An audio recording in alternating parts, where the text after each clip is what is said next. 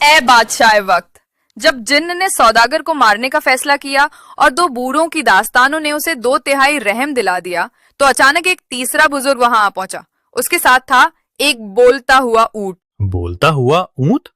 ये कैसा अजीब मखलूक? अगर तू मुझे हर रात इस तरह की अजूबा दास्तानें सुनाती रही तो तेरा सर सलामत रहेगा। सुनाओ तीसरे बूढ़े की कहानी। अगर आप इजाजत दें तो सुनाओ उसका अफसाना। ऐ जिन, अगर मेरी कहानी तुझे हैरत में डाल दे तो तू इस बेगुनाह सौदागर को पूरी तरह माफ कर देगा। काफी वक्त जाया हो गया, मगर चलो सुनाओ। मैं बगदाद का रहने वाला हूँ। मेरा नाम कमर अली है। मेरे 3 भाई थे, मगर उनमें से सबसे छोटा मुझे सबसे ज्यादा अजीज था। उसका नाम हबीब था। वो पढ़ा लिखा मगर बहुत भोला था। एक दिन उसने कहा, भाईजान, मैं समंदर पार तिजारत को जाना चाहता हूं। मैंने लाख मना किया, लेकिन उसने जिद की। आखिर मैं उसके साथ गया और सफर में उसका ख्याल रखा।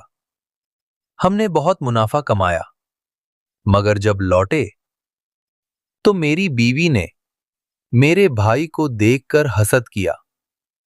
उसे शक था कि शायद मेरा भाई मुझे मुझसे ही दूर कर देगा।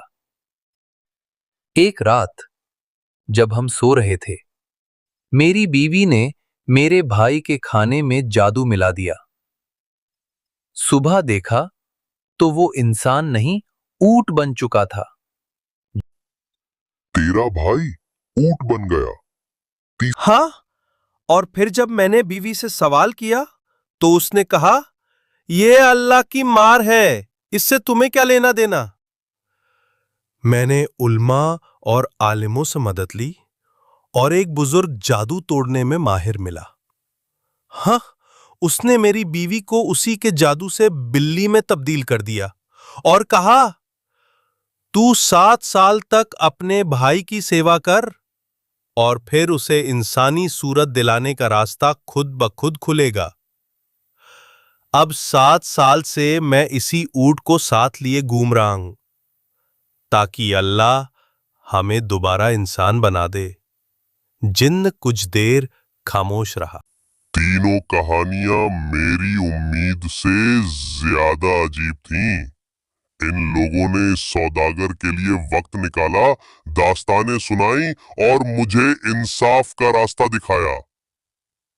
मैं सौदागर को पूरी तरह माफ करता हूं। तो ये था तुम्हारा आज की रात का किस्सा, एक सौदागर, 3 बूढ़े और जिन। अगर आपकी इजाजत हो तो कल रात एक और कहानी सुनाऊं, एक मछुआरे की जो समंदर से 4 रंगीन मछलियां निकालता है, मगर हर मछली एक अलग अलग इल्जाम और रहस्य लिए हुए है। अगर तू मुझे कल रात फिर ऐसी कहानी सुनाएगी तो तेरा सर सलामत रहेगा।